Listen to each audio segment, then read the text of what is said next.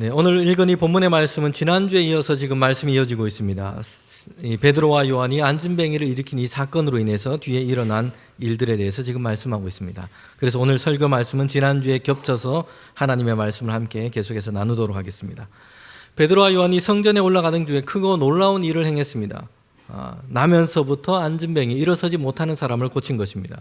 그는 이미 장애를 가지고 있는 지가 오래되었습니다. 나이가 40 정도였는데 그 40이라는 나이가 그대로 장애를 가진 세월의 연수를 지금 보여주고 있습니다. 한 번도 뛰거나 걷지를 못했습니다.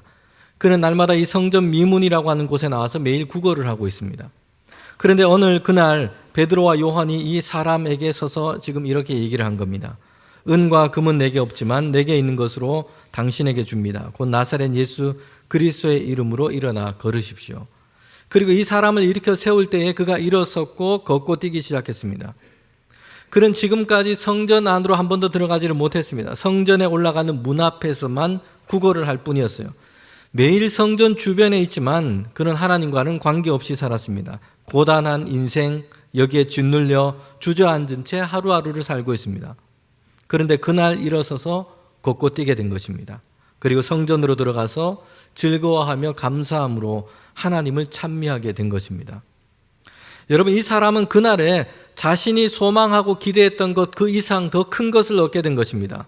미문 앞에 나와서 지나가는 사람들에게 구걸을 하고 있었어요. 그가 원하는 것은 하루를 살 동전 몇 개였습니다. 사람들에게 동정을 더 얻기 위해서 그는 자신의 불행을 더 드러내 보이면서 살고 있어요. 힘든 표정, 어눌함고 불편한 몸짓으로 자신이 안고 있는 이 불행을 더 보이도록 그렇게 합니다. 그렇게 해서 구걸하며 돈을 더 얻을 수 있다 생각하는 것입니다. 그렇게 해서라도 더 얻기를 원했던 것은 동전 몇 개였습니다. 지금 그가 있는 그 현실에서 기대하고 얻고자 하는 것은 이것이었어요. 그것이 최선이라고 생각합니다. 다른 것을 더 이상 기대하지를 못합니다. 그의 소망과 기대는 상상력이 이제는 부족합니다. 거기에 머물러 있는 것이요. 예수 그리스도 안에서 하나님이 행하신 이 구원의 역사, 하나님의 일을 알지 못하는 사람들의 모습도 이와 같은 것입니다. 그러나 그렇게 해서 동전을 좀 모은다고 해서 그의 불행, 그의 운명은 바뀌지 않았습니다. 지금까지 그의 인생, 그 누구도 그 무엇으로도 바꾸지 못한 것입니다. 주저앉아 있고 불행했고 고단했습니다. 희망은 없었습니다. 그러나 이날 그의 인생이 삶이 전적으로 변화되었습니다. 베드로와 요한이 행한 이 일로 인해서 그의 인생은 완전히 달라졌습니다. 일어나서 걷게 되었습니다. 그리고 절망 아래서 불행한 운명 안에서 이제는 해방되었습니다. 자신의 인생을 보면 한탄, 원망, 한숨이 전부였습니다. 그런데 이제는 즐거워 뛰면서 하나님을 찬미하게 된 것입니다. 그의 삶과 인생이 변화된 것입니다. 여러분, 베드로와 요한은 이 안진뱅이에 일어난 이 사건, 이 일이 어떻게 지금 일어나게 되었는지를 분명하게 얘기를 하고 있습니다.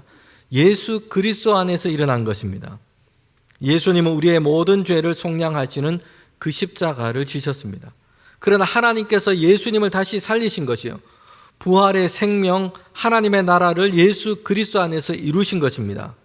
하나님께서는 이 세상을 이처럼 사랑하사 예수 그리스도 안에서 이루신 이 구원의 역사를 주신 것입니다. 나면서부터 안진뱅인 이 사람은 하나님의 이 구원하심의 이 역사를 경험하게 된 것입니다. 병이 고쳐졌고 몸에 장애가 없어졌습니다. 질병으로부터 건강하게 되었습니다. 여기에서 시작이 된 것입니다. 그런데 성경에서는 이 사건을 가리켜서 소테르라고 하는 이 단어를 반복해서 쓰고 있습니다.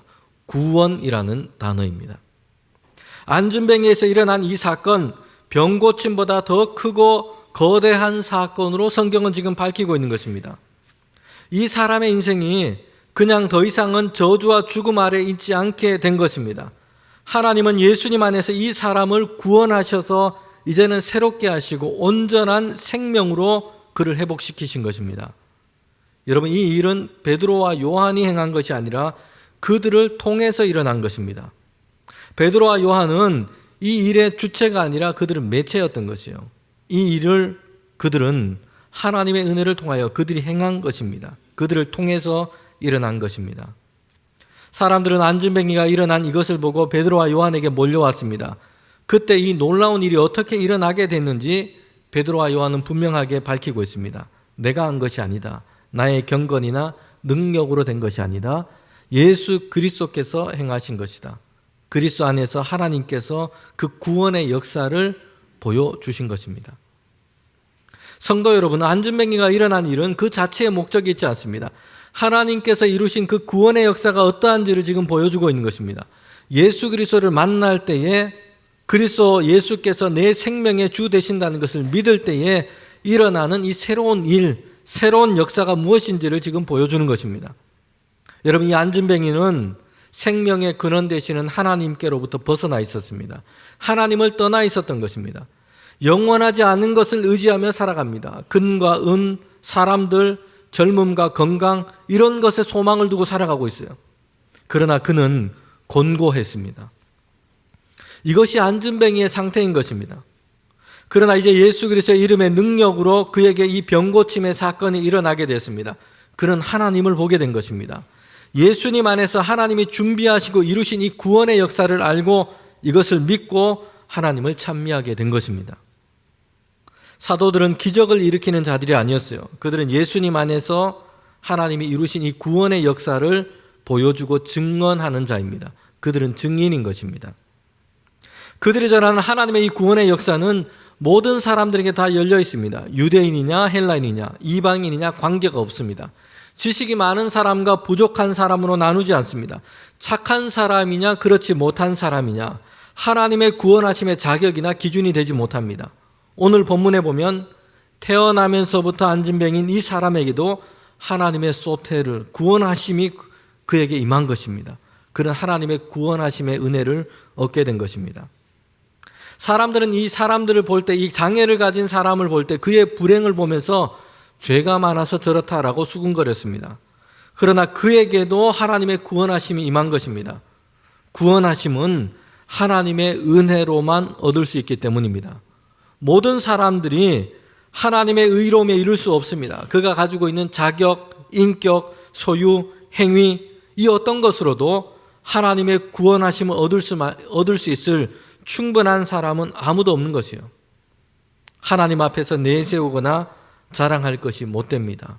구원은 하나님께서 그 은혜로만 주실 때 우리는 얻을 수 있을 뿐입니다. 하나님의 이 구원의 역사는 하나님의 은혜의 역사인 것입니다. 그래서 모든 사람들에게 열려 있습니다. 그러나 구원을 주시는 하나님의 이 은혜는 예수 그리스도를 통해서 그리스도 안에서만 얻을 수 있다 말씀합니다. 베드로는 사람들에게 선포합니다. 사도행전 4장 12절 말씀입니다. 다른 이로서는 구원을 받을 수 없나니 천하 사람들 중에 구원을 받을 만한 다른 이름을 우리에게 주신 일이 없음이라 하였더라.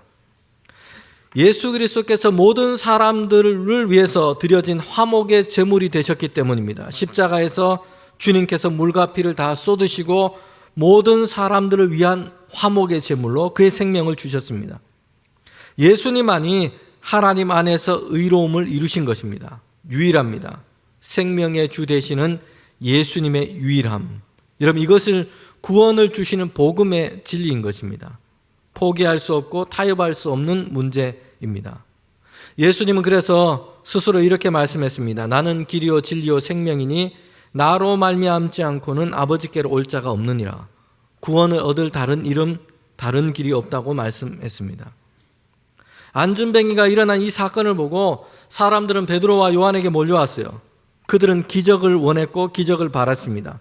그들은 기적이 일어나는 것을 보기를 원했습니다. 기적에 대한 어떤 갈망과 호기심이 있습니다. 여러분, 그런데 우리가 성경을 보면 그들 대부분은 성전에 올라온 사람들이었습니다. 정기적으로 제사를 드리고 기도를 하는 사람이었어요. 종교 생활을 부지런히 하고 열심히 했던 사람들입니다. 그런데 그들의 종교 생활은 무료했습니다. 반복되고 있지만 습관적입니다. 기쁨은 없고 의무만 남았습니다. 지금 그들의 관심은 하나님이 아니었어요. 기적이었습니다.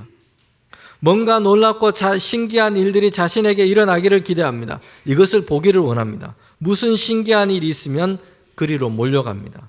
그런 일 보기를 원하는 것입니다. 그들의 관심과 시선은 교정되어야 합니다. 기적이 아니라 예수 그리스도와 하나님의 구원의 역사인 것입니다.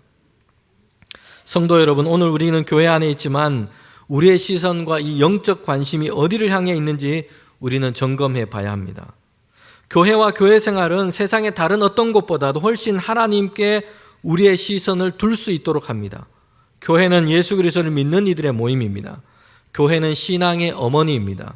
함께 모이고 예배하고 함께 기도하면서 하나님을 만나고 알아갑니다. 하나님의 말씀을 함께 배웁니다. 듣습니다. 예수 그리스도께서 이루신 그 구원의 역사에 대해서 함께 듣고 믿고 고백하고 증거합니다. 그러나 교회 안에서도 우리의 시선과 우리의 생각이 하나님을 향해 있지 못한 채 다른 곳을 향해 있을 수 있습니다. 우리의 관심과 시선이 하나님보다 다른 사람을 향해 있을 수 있습니다. 내가 얻기를 원하는 것, 명예, 나에 대한 평가와 평판 만들기, 직분, 나의 자랑에 관심을 두고 있을 수 있습니다. 여러분, 그럴 때는 우리의 시선의 교정이 필요합니다. 베드로와 요한은 자신에게 온 사람들을 향해서 얘기합니다. 우리를 주목하지 말아라. 그리고 안진뱅에게 일어난 이 기적에만 관심을 둘 것이 아니다. 이 사건만 주목해서도 안 된다는 것이에요. 베드로와 요한은 그들에게 설교를 합니다. 그리고 하나님께서 예수 그리스도를 통해 이루신 그 구원이 무엇인지, 예수님을 통하여 무엇을 행하시고 이루셨는지 이것을 증거하는 것입니다. 그리고 그들에게 얘기합니다. 회개하고 돌이켜서 이제 생명의 주 되시는 예수 그리스도를 믿을 것을 증거합니다. 그렇게 하면 안진뱅에게 일어난 것처럼 하나님께서 새롭게 하시는 이 놀라운 역사가 당신들에게도 일어날 것입니다. 곤고한 인생, 결국에는 죄와 사망에 매여 있습니다. 그러나 여기에서부터 구원함을 얻어 기쁨과 영원한 생명을 얻게 될 것이라고 그들에게 증거하게 된 것입니다. 여러분, 우리는 거듭해서 우리의 시선과 시력을 교정해서 예수 그리스도에게로 향하게 해야 합니다. 히브리서 12장에는 믿음 생활을 잘하는 법에 대해서 말씀하고 있습니다.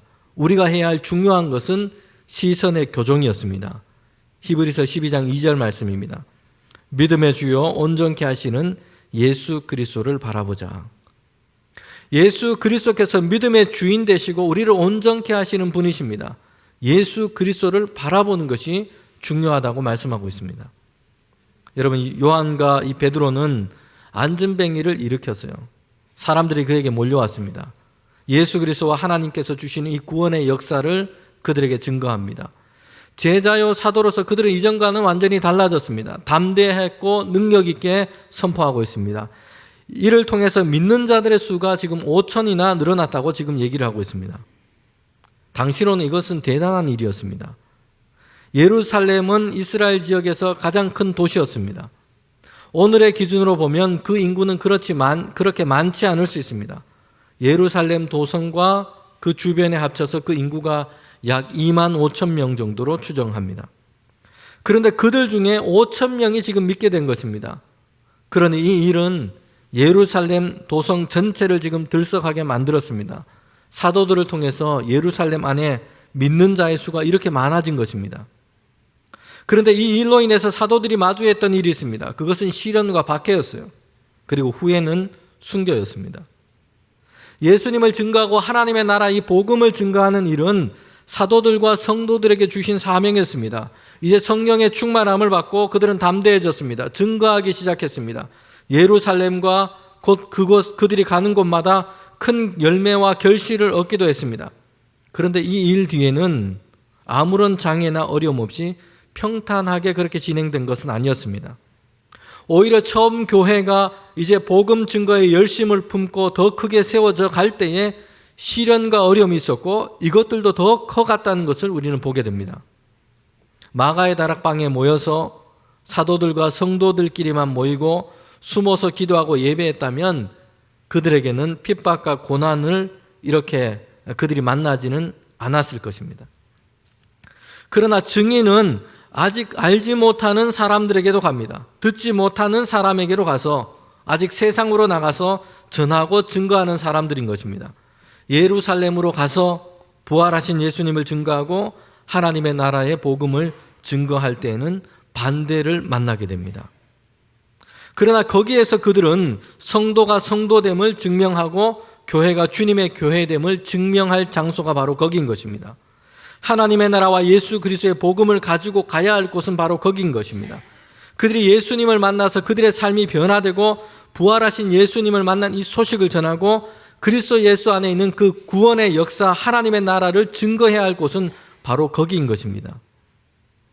여러분, 우리는 교회 안에서만 신앙생활할 것이 아닙니다. 직장과 일터, 동네, 그리고 예수님을 알지 못하는 사람들 사이에서 우리는 우리가 믿고 있는 하나님의 이 나라, 예수 그리스도의 복음을 증거하고 따르며 예수 그리스도의 모습으로 이것을 따라서 믿음으로 우리는 살도록 부름을 받은 것입니다.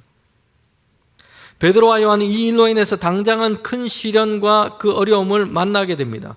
그래서 감옥에 갇히게 돼요. 그리고 오늘 읽은 이 말씀에 보면 사내들인 공회 앞에서 신문을 당하게 됩니다. 성도 여러분, 그러나 이 시련과 고난은 그들에게 예고된 것이었습니다. 예수님께서는 고난당하시기 전에 이미 제자들에게 이 일에 대해서 예고를 하셨습니다. 예수님에 대해서 전하고 복음을 증거할 때에는 그들이 시련과 박해와 고난을 당할 것이다, 쫓겨나기도 하고 고생을 많이 당할 것이다 라고 말씀을 했어요. 지금 베드로와 요한은 생각지 못한, 뜻하지 않는 시련과 박해를 당하고 있는 것이 아닙니다. 예고된 시련이었습니다. 믿음으로 살아갈 때에, 하나님의 이 복음을 들고 살아갈 때에, 하나님의 말씀을 따라서 세상 가운데 살아갈 때에 만나게 되는 예고된 시련인 것입니다. 사내들인 공회 앞에서 신문을 당하는 것은 가벼운 일이 아닌 겁니다.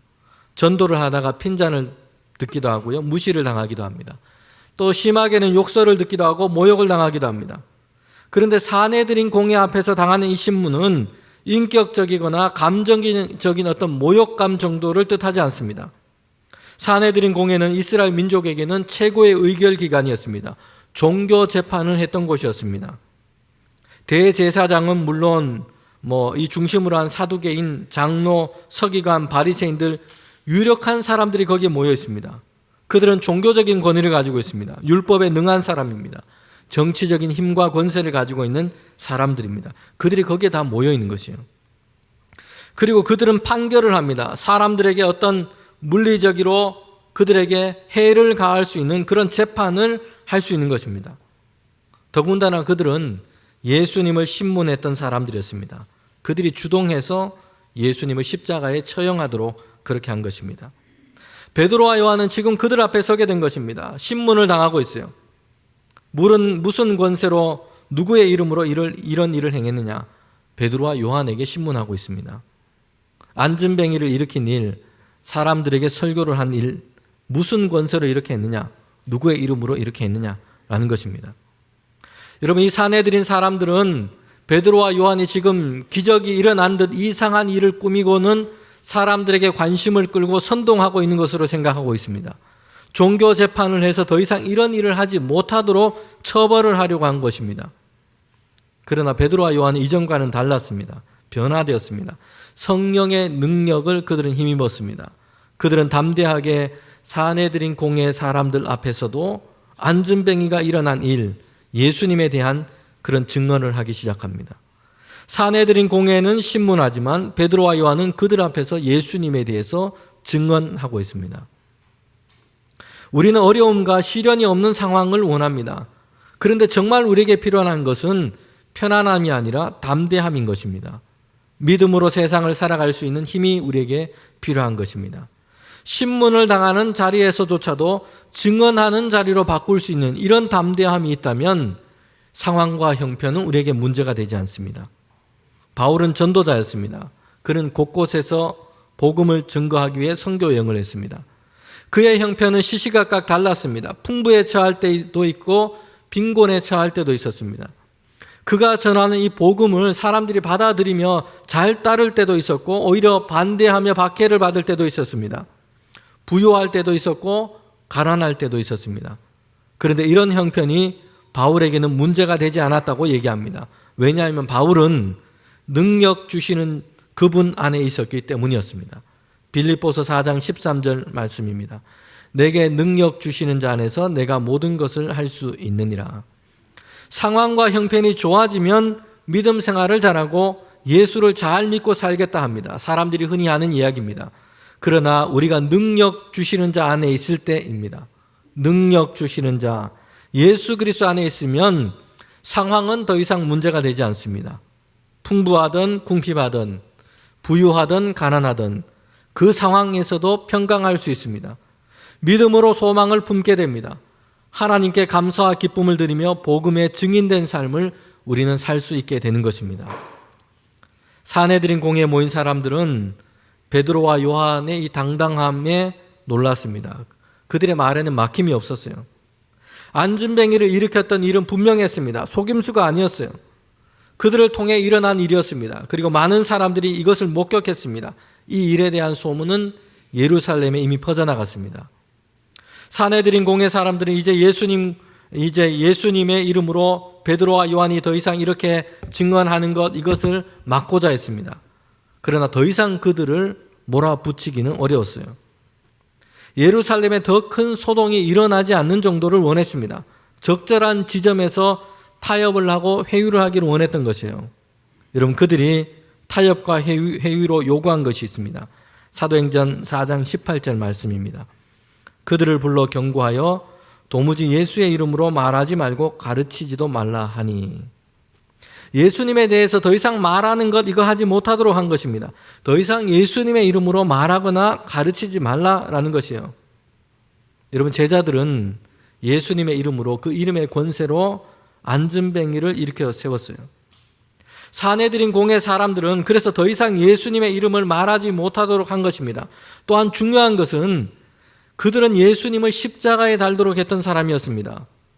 더 이상 예수님의 이름이 사람들의 입 사이에서 사람들 사이에서 말해지는 것을 원치 않았던 것입니다. 베드로와 요한을 처벌하지 않고 풀어주겠다고 얘기합니다. 이제 가서 너희가 자유롭게 하고 싶은 일을 하고 살아도 된다고 얘기합니다. 그런데 예수 그리스도의 이름을 얘기하지 말라는 것입니다. 예수님의 이름을 입 밖으로 내지 말라고 요구하고 있습니다. 한 걸음 더 나가서 우리가 생각해 보면 당신들은 놀라운 일을 해도 좋고 사람들의 이목과 주목을 끌며 인기를 얻어도 좋습니다. 그러나 예수 그리스도의 이름에 대해서는 얘기하지 말라라는 것입니다. 예수 그리스도에 대해서 더 이상 말하지 말라고 한 것입니다. 사도들의 가장 본질적인 사명에서 벗어나도록 하는 것입니다. 여러분, 사도들은 예수 그리스도와 하나님의 이 복음을 증언하는 자입니다. 그런데 다른 것은 다 해도 좋지만 예수 그리스도를 말하고 전해서는 안 된다는 것이요. 예수 그리스도의 이름을 말하며 그것으로 무엇을 해서는 안 된다는 것입니다.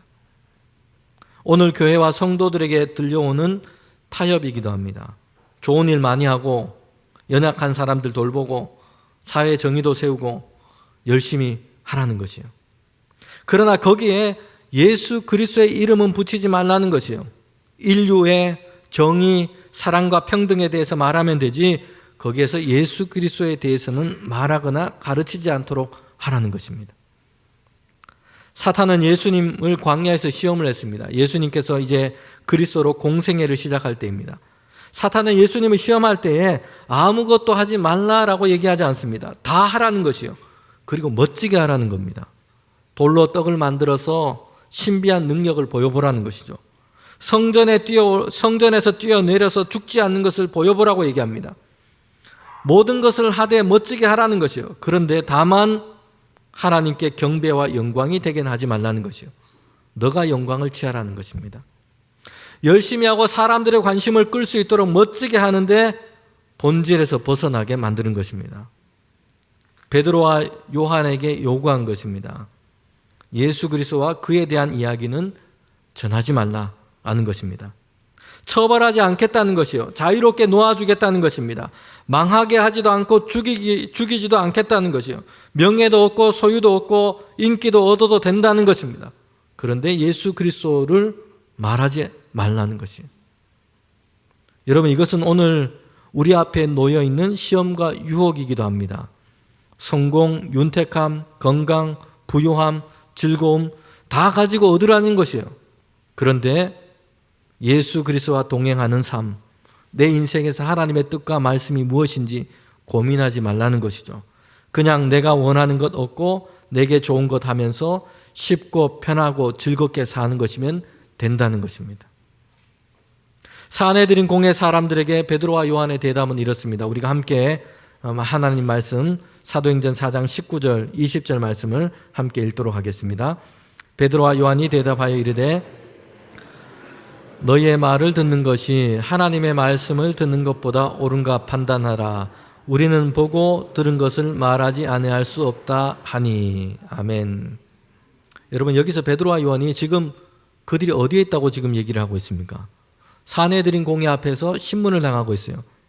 그런데 베드로와 요한은 이와 함께 자신들이 지금 어디에 있다고 지금 얘기를 하냐면 하나님 앞에 있다고 얘기합니다. 하나님 앞에 서 있다. 하나님 앞에 살고 있는 것입니다.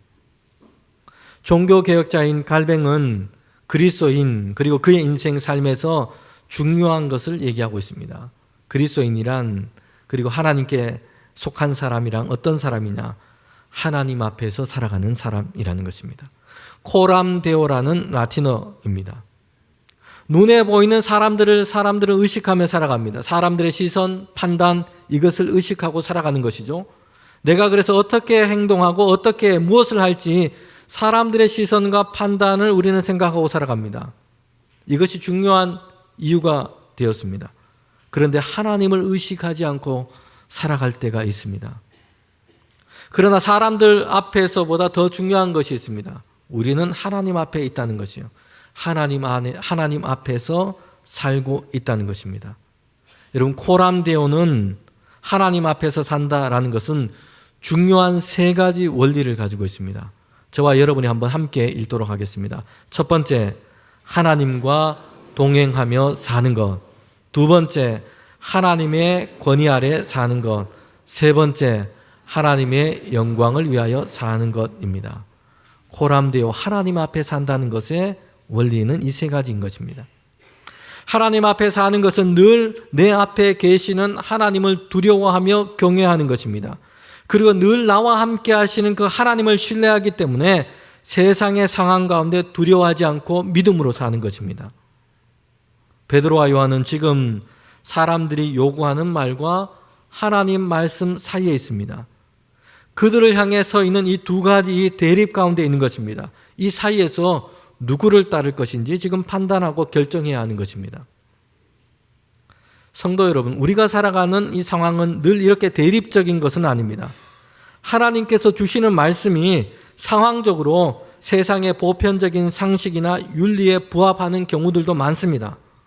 여러분, 그런데 그렇지 않고 대립되는 경우도 있다는 것을 우리는 주의해야 합니다. 그 사이에서 판단하고 결정해야 할 때가 있습니다. 지금 베드로와 요한은 이런 경우에 선 것입니다. 예수 그리스도의 증인으로 하나님의 나라의 복음을 증거하는 자로 그들은 살아가야 합니다. 하나님께서 그들을 이렇게 부르셨어요. 소명인 것입니다. 그러나 사내들인 공의 사람들은 예수 그리스도의 이름을 말하거나 가르치지 말라고 합니다. 그 사이에서 그들은 하나님의 말씀을 따르는 순종을 선택한 것입니다. 베드로와 요한은 그들의 분명한 삶의 기준을 제시했습니다. 하나님 앞에서입니다. 성도인 오늘 우리의 삶의 기준은 무엇입니까? 우리는 지금 어디에서 살고 있습니까? 우리는 세상 안에서 살되 하나님 앞에서 살아가는 것입니다. 그러게 우리는 이제 하나님과 동행하며 살고 하나님의 권위 아래 살며 하나님의 영광을 위해서 우리는 살아가야 합니다. 한 주 동안도 우리는 세상 가운데 살아갈 때에 하나님 앞에서 살아가는 우리 모두가 되기를 주님의 이름으로 축원합니다. 함께 기도드리겠습니다.